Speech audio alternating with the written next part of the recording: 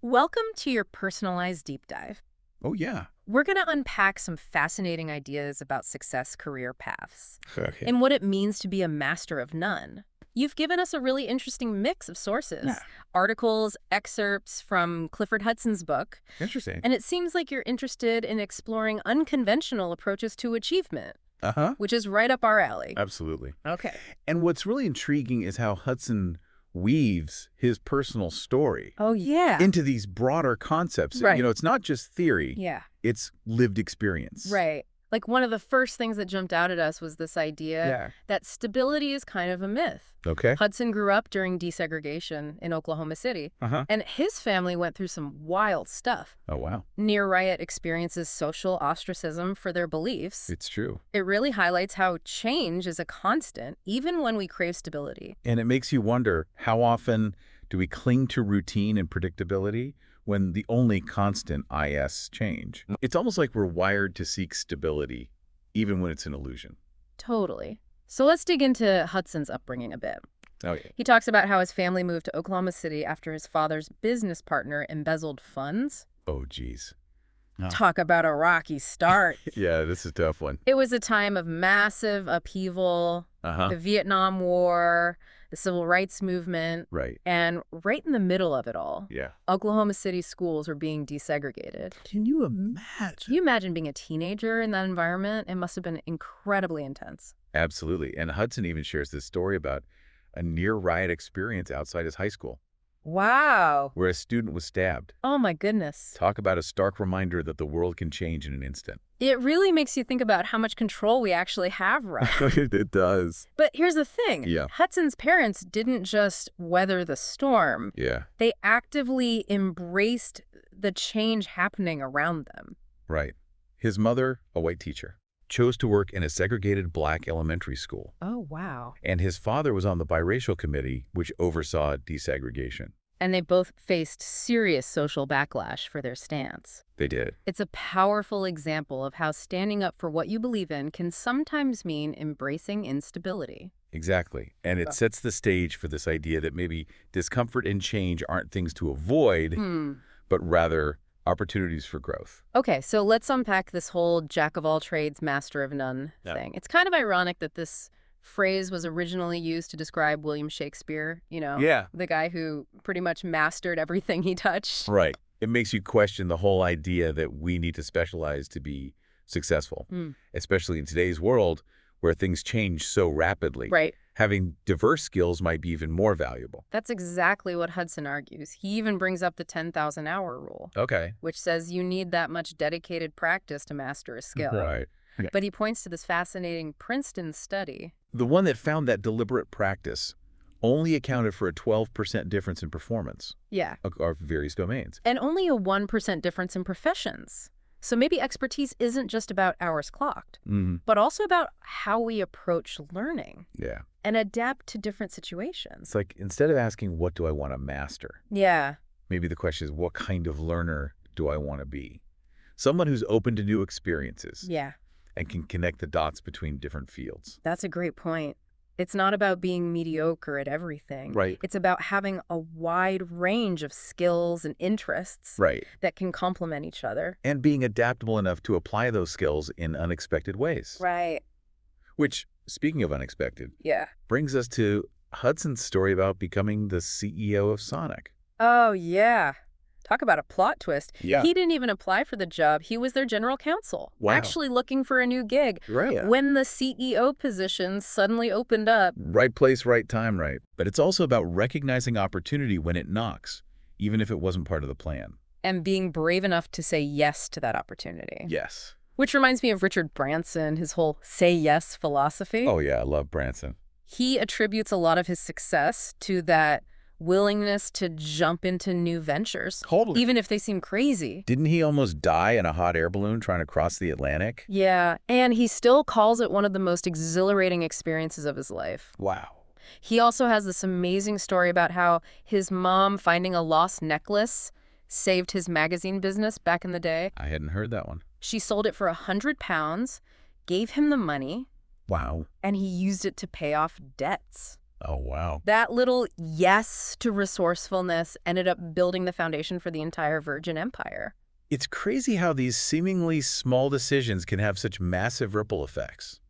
Makes you think about where we're saying no out of fear in our own lives. And what might happen if we started saying yes more often. Yeah. It's like that yes and principle in improv comedy. I love that. You accept what's given and you build on it.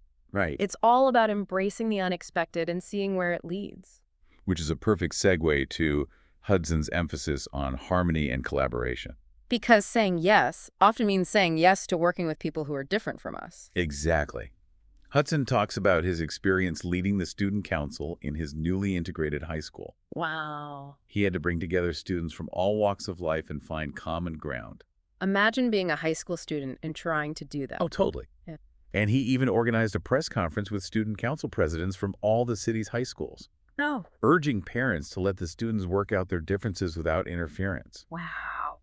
Imagine the guts it took to stand up and advocate for unity during such a tense time. Seriously. He was already demonstrating leadership qualities at such a young age, and he connects this experience to the power of harmony, not just in social settings, but in business and creative endeavors as well. He uses the example of Billy Joel's concert tour in Russia during the Cold War.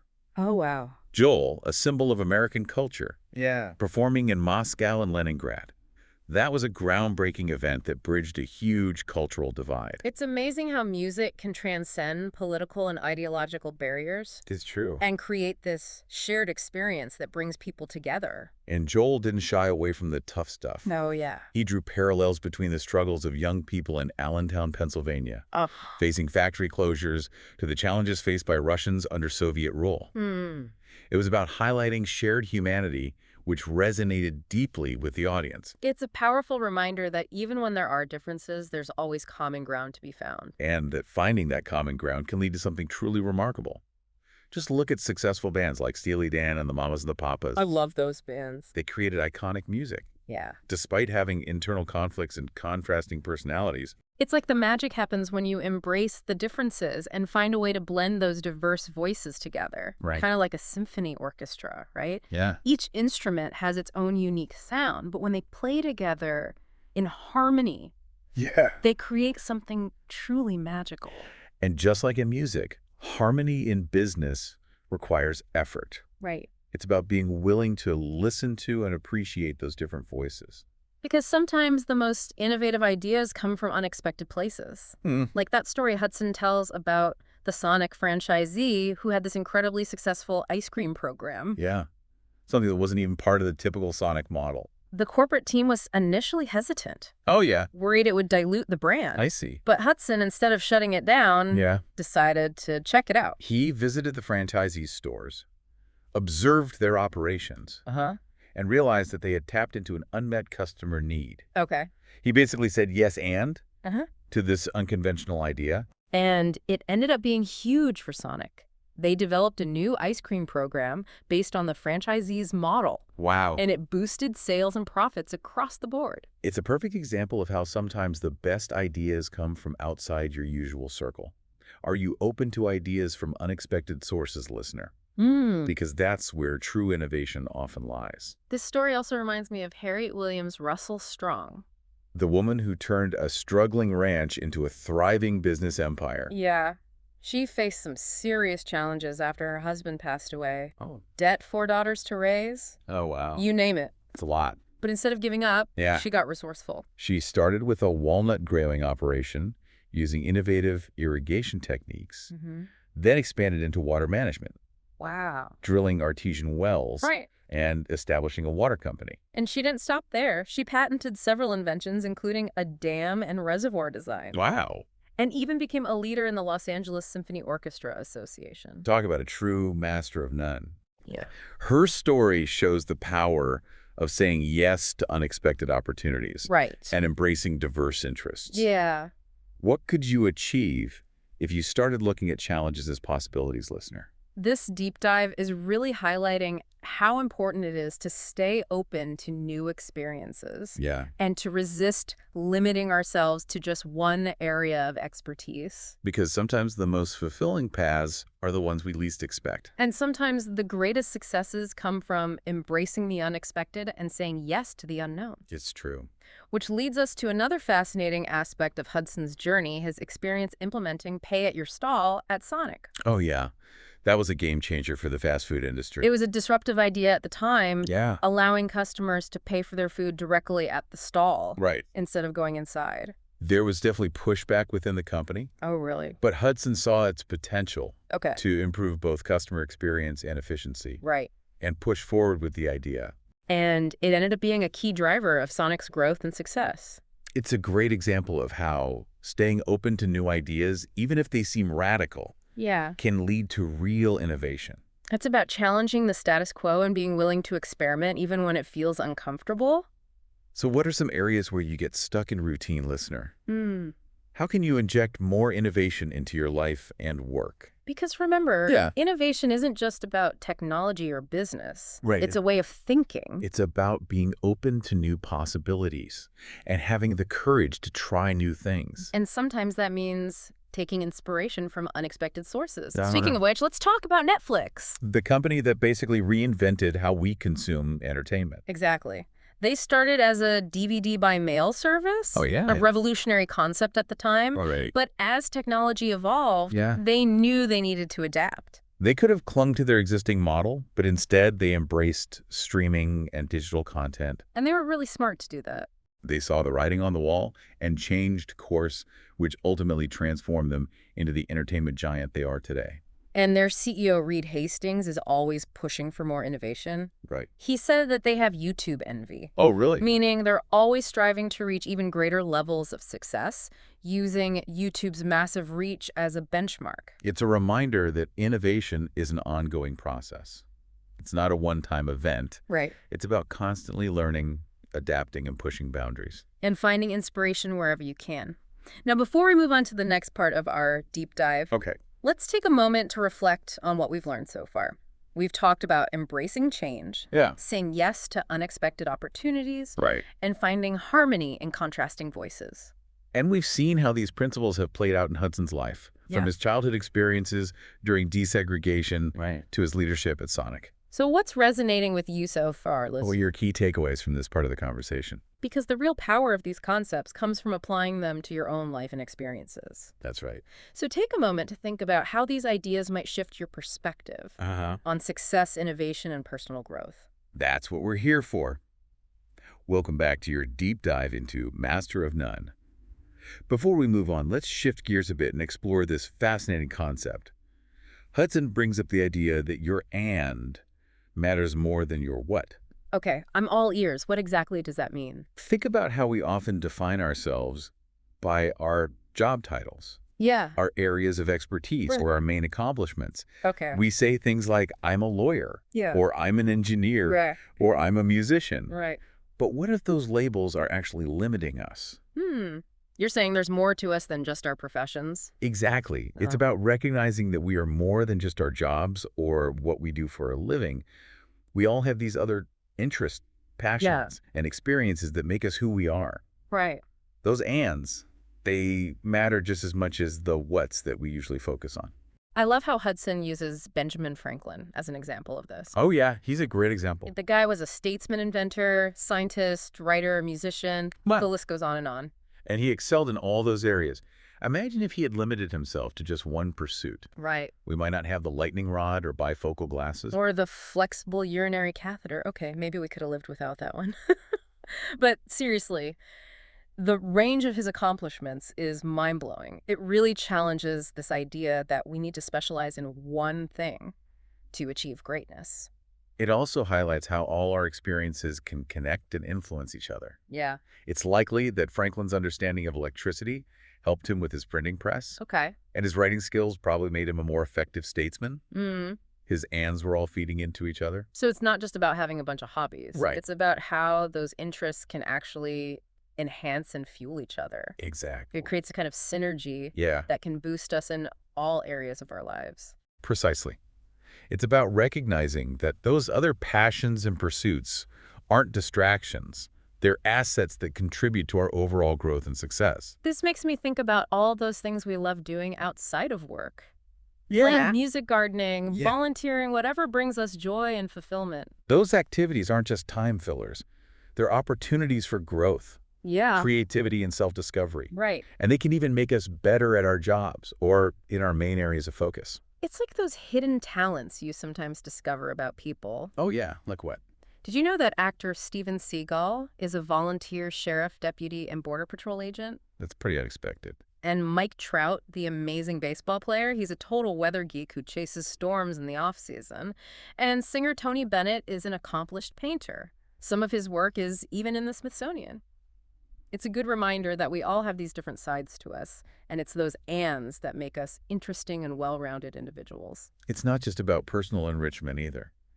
Embracing our ands can inspire those around us. Oh. Hudson talks about how his involvement in a public education initiative Yeah, might have encouraged some of his colleagues at Sonic to pursue their own passions. like a ripple effect. Exactly. It shows that when we're open to exploring different things and giving back to our communities, it can inspire others to do the same. And sometimes those ands can even lead to unexpected breakthroughs. You know this story about Luigi Galvani and his experiments with bioelectricity? Legend has it that he was inspired by Benjamin Franklin's kite experiment. Oh, wait, seriously, the kite experiment led to Frankenstein. Well, not directly. Yeah. But Galvani's work did eventually influence Mary Shelley's novel. It shows how exploring seemingly unrelated interests can lead to unexpected and impactful discoveries. So what are your ands, listener? Yeah, what are yours? What are those hidden talents or interests you've been putting on the back burner? Maybe it's time to dust them off and see where they might lead you. Because, as Hudson points out, master of none isn't about being mediocre. Right. It's about embracing all the different things that make us unique and using them to live a richer, more fulfilling life. It's about recognizing that our worth isn't tied to just one thing. It's about the sum of all our parts. Which brings us to another important concept Hudson explores, the idea of focusing on timelessness rather than just timeliness. He uses the story of the legendary basketball coach Dean Smith to illustrate this. Coach Smith, the one who led the University of North Carolina Tar Heels to all those championships? Yes. He was known for his incredible humility, his emphasis on teamwork, and his long-term vision. He always put the team first and instilled values that went way beyond basketball. I remember reading about his tradition of having the seniors sit in first class on team flights. Oh, yeah. Even if they weren't the star players, it was his way of showing respect and emphasizing that everyone on the team was important. And he always took responsibility for losses, attributing wins to the players and defeats to himself. That kind of leadership fosters a sense of unity and accountability. His legacy is about so much more than just his win-loss record. He mentored countless young men. He did. Teaching them life lessons that they carried with them long after their playing days were over. He understood that true success isn't just about immediate results. It's about making a lasting impact. It's about building something that endures, that transcends the moment, and leaves a positive mark on the world. It's interesting because we live in a culture that's obsessed with instant gratification and overnight success. We're constantly bombarded with messages to hustle and achieve everything every day. But Hudson challenges us to consider a different approach. Okay. He argues that focusing on timelessness, on creating enduring value, can actually lead to a more fulfilling and meaningful life. It's about shifting from a win-now mentality to a win-win approach. Yeah. Building relationships, nurturing our communities, Yes. and contributing to something bigger than ourselves. It's about recognizing that a true legacy is not just about what we achieve individually, but about the positive impact we have on others and the world around us. So how do we apply this concept of timelessness to our own lives? Well, that's the question, isn't it? How do we shift our focus from the immediate to the enduring? It starts with identifying our core values. Okay. What are the principles that guide our actions and decisions? Yeah. What do we stand for? What kind of impact do we want to have on the world?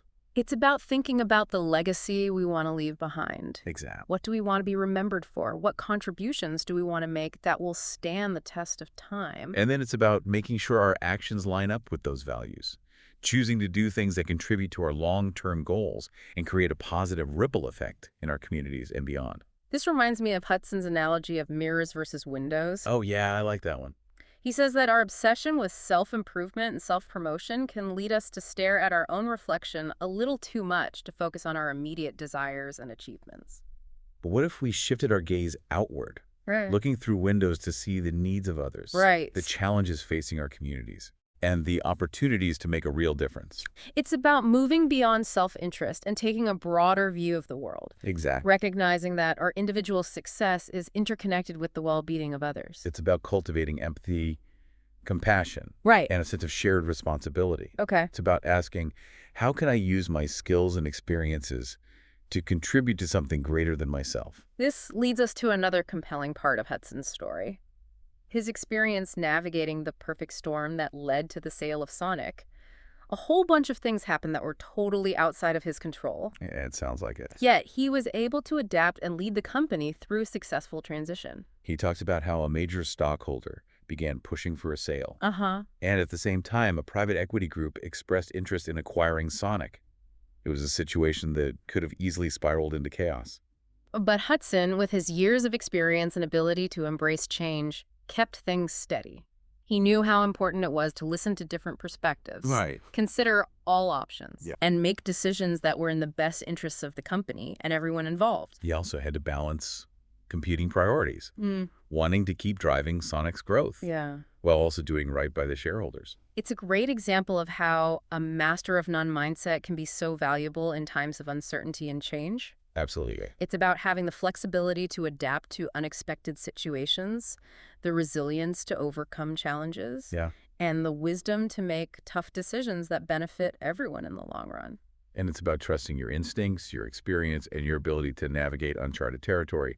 Hudson's story is a reminder that sometimes the most fulfilling paths are those we didn't plan for. It's about being brave enough to embrace the unknown and trusting that we have the skills to weather any storm. Speaking of unexpected turns, this deep dive has been full of them.